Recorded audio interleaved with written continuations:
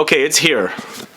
In this box, there is a bottle of Dior DIORIVIERA. I was able to order it from Saks Fifth Avenue, and I've got it here in this box. This is a new box they're sending in. Kind of looks like those purses that they have for the ladies. Kind of designed that way. But I've been waiting for this one. This is the first Francis Kurkdjian created Dior Privé fragrance since he took over as Perfumer creative director. So I've done a couple of videos about DIORIVIERA, and finally I have it in my hands. I'm going to do a first impressions for you after I open this up and spray it. So find out all about DIORIVIERA coming right up.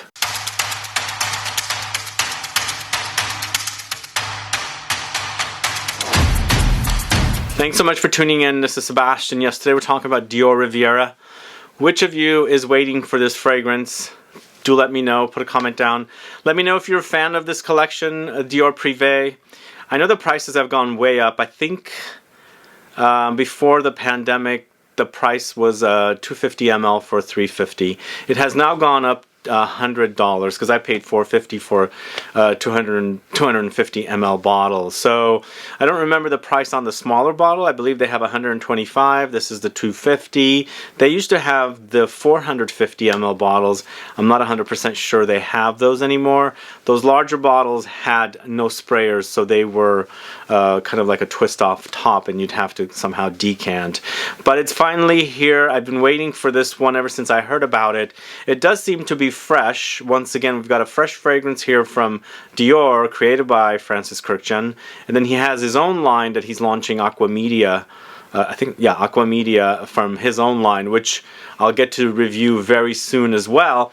But DIORIVIERA, let's go ahead and open this box. This was sent to me from Saks Fifth Avenue. That's how they do when you buy a fragrance. So the fragrance, I opened this up and just to make sure it was correct. If you guys caught my Pacific Chill video the other day, how the atomizer was broken. In fact, that atomizer was broken. You can't just put it on because it was leaking.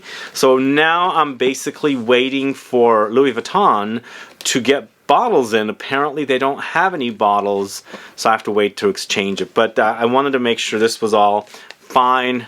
But here it is, DIORIVIERA. If you haven't caught my videos about this, announcements and everything, please go catch them. There's explanations as to what's going on with some of the Dior Privé fragrances. So this is a year and a half after he took over as perfumer for Dior, after François Demachet left. I think it's a year and a half. Last year in the summertime, they launched or relaunched Cologne Blanche and Eau Noire. So those were fragrances he had created before he became perfumer, and those were the beginnings of the Dior Privé collection.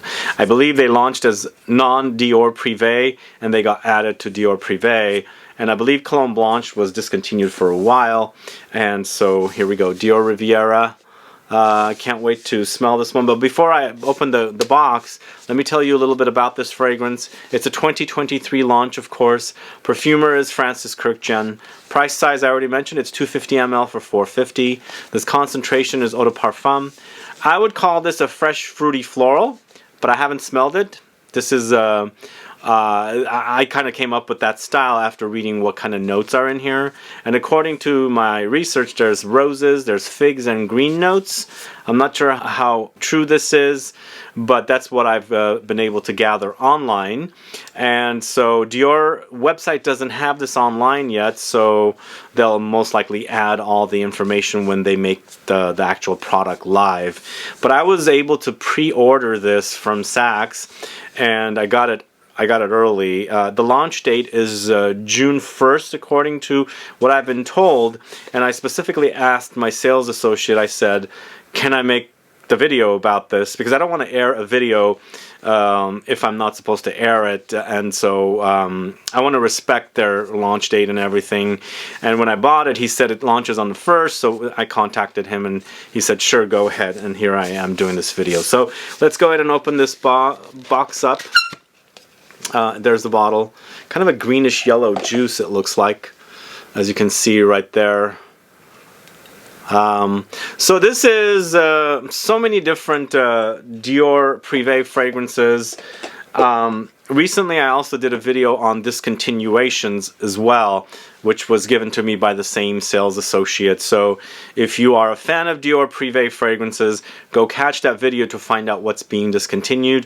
One of them is Fève Delicious, which is disappointing. He wasn't 100% sure that that was going to be discontinued everywhere, but in the States, definitely. So let's go ahead and spray this. I've got my little cup here with little strips or moyettes. That's what some folks call this. And so we shall smell. This is going to be a first for me. That sprayed pretty quick. No atomizers falling down. And what I should say is that if you didn't catch my Pacific Chill video for Louis Vuitton, go catch it, because in that video I opened up the box and the cap fell off and the atomizer was off, and then it was damaged, it was leaking. But here everything is fine. And before I tell you about this fragrance, I should say Louis Vuitton and Dior's sprayers in their bottles are some of the best sprayers ever. Both are under LVMH, but for me, as brands, Dior, Louis Vuitton fragrances spray the best. So in the end, I'm picking up figs for sure. This is a very green fragrance. I'm also picking up muskiness. So for me, there's definitely fruity nuances here, and I feel like it's coming with a combination of roses, because sometimes roses can come off a bit fruity. This to me is more green figs for sure. It's the leaves. There is definitely something minerally as well, because when I first heard about this fragrance from the sales associate in Paris who told me about it when I walked into their Dior Privé fragrances store, she said it's kind of like a cross between Eden Rock and Balade Sauvage. I can totally see this right here. It has similarities. I can also see something like Dune by Dior, but more of a floral, rosy take on Dune. There's definitely that kind of sandy feeling when you're smelling this that's definitely prominent in Dune by Dior. This definitely is very, very fresh, very green, definitely the leaves of the figs for sure, and floral for sure, and there's a fruitiness there, but I feel like I called this a fruity floral. I don't think this is really fruity. It's not coming off uber fruity to me. When you first sprayed it, it did come off fruity, but it smelled more like a rose fruitiness rather than like a really prominent smelling fruit that you can recognize what kind of a fruit it is, because I can't. And perhaps it is the figs and its nondescript kind of fruitiness here, rather than you really can smell the figs. But definitely green notes. Very rosy and very fresh, very musky, and of course minerally as well. There's definitely something Eden Rock-like in here. I totally think she was right on when she told me, this woman told me it's kind of like a cross between Balade Sauvage and Eden Rock, because I'm getting something minerally, beachy, lightly coconutty in here. And of course, you know, Philosophus and Premier Figuier, both created by the same perfumer, Olivia Jacobetti, uses figs with coconut. So there's definitely that kind of beachy, coconutty vibe here.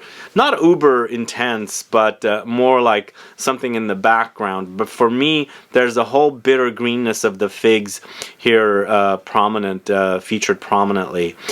So what's the consensus on this as far as the smell goes? This isn't anything we've never smelled before. So there is that. This is definitely very fresh. It'll appeal to a lot of people rather than being something that might appeal to, you know, a handful of people. This will appeal to a lot. As long as they like the bitter greenness of figs, though, this is not going to appeal to those folks who don't like bitter green fragrances. But there's definitely that presence here, definitely with the greenness and the bitterness. I don't think it's anything groundbreaking. We have smelled things like this before. In fact, Francis Kurkdjian did a fig fragrance for Roger and Gallet. I don't know if you guys know that fragrance. But for me, when I smell that fragrance, it's a lot fruitier. Here, it's definitely a lot green and bitter. The other thing I should say also, I'm not getting the roses too intense. I'm getting it. It comes and goes. And when I get the rose, I kind of feel like there's a light fruitiness there, but also it's reminding me of the stems of the rose because there's so much greenness from the fig leaves in here. So it's almost like, it's interesting. Reminds me a little bit of Philosophus, but also reminds me a little bit of Lombardon L'Eau from Diptyque. So there's a lot of that greenness, like green flowers, green roses in here. So it's kind of a cross between those. But you know, I like it. It's definitely very figgy. I can totally see the name Dior Riviera. Figs growing aplenty down in the Mediterranean on the French Riviera, so it's definitely a great inspiration. And I kind of like the name, although I think they're doing a lot with the usage of Dior with another, you know, with another word, combining the two together. But I think this is a good name for me, and it definitely fits. But are we tired with the Riviera themed fragrances? What do you guys think? Are you tired of Riviera themed fragrances? I kind of am bored, but I like this. It totally takes me to the Mediterranean, and I like the fact that it reminds me of not only Philosophus, but also a little bit of Lombardon L'Eau. So what I'm going to do is spray some on me, pause the video, and then come back and tell you what I'm getting with this one. So let's do that. Because wearing it on, I think we're going to experience it differently than on the strip. So I'm going to pause now. So I've been wearing the fragrance for about 2 hours, and I'm going to tell you what I'm experiencing it here for 2 hours. This is not a beast mode fragrance, first of all. It wears sort of close to the skin. It's also very, very fresh, but some of the notes are not really fresh notes like citruses and things like that. So they do have some more substance. So we're not talking about a we're not talking about a fresh fragrance here as far as citruses go, but we do have a fresh fragrance with the kind of notes there are. On me versus the strip, I feel like the fragrance wears more complete and better blended than on the strip. On the strip, the green bitterness of the fig leaves was jumping out. And then, of course, every once in a while, I get the fruitiness of the rose, and then also the green stemminess of the rose because it was, reminding me of some rosy green stems. But on me, it feels like it's more complete, and also not as bitter with the greenness of the fig leaves, and it felt more complete and more rounded, blended perfectly, rather than things jumping out at me. Because sometimes when I wear fragrances, some notes jump out and some notes kind of stay behind. Here, I think it's a bit more blended, and things are, you know, very balanced when I'm wearing it on skin. On me, also, there's more of a sandiness. As I was saying earlier, there's definitely kind of a sandiness that reminds me of the Dior Dune pour Homme. I don't know if you guys have ever worn this fragrance from the mid-90s.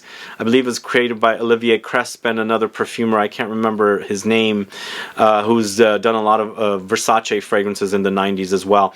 But it's a great, you know, men's fig fragrance, but there's definitely a sandy quality, like a beachy sandy quality.